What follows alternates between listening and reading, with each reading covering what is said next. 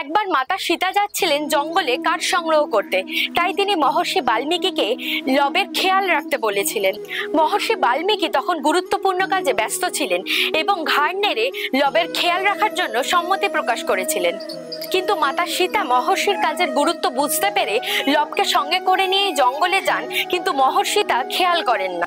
কিছু সময় পর মহর্ষি লবকে দেখতে না পেয়ে দুশ্চিন্তা করতে লাগলেন, হয়তো কোনো পশু তাকে আক্রমণ করেছে। তিনি এও ভাবলেন মাতা সীতা বন থেকে ফিরে লবকে দেখতে না পেলে বিচলিত হবেন। এর ফলে মহর্ষি তার পাশে পড়ে থাকা কুশ বা ঘাস হাতে নিয়ে মন্ত্র বলে একটি বালকের রূপ দেন, যা হুবহু লবের মতো দেখতে। মাতা সীতা বন থেকে ফিরলে তার সঙ্গে লবকে দেখে মহর্ষি অত্যন্ত বিস্মিত হয়ে যান এবং মাতা সীতা লবের মতো একটি পুত্র সন্তান দেখে অত্যন্ত আনন্দিত হন। তো সেই বালক কুশ বা ঘাস থেকে জন্ম লাভ করেছিল, তাই সেই বালকের নাম হয় কুশ।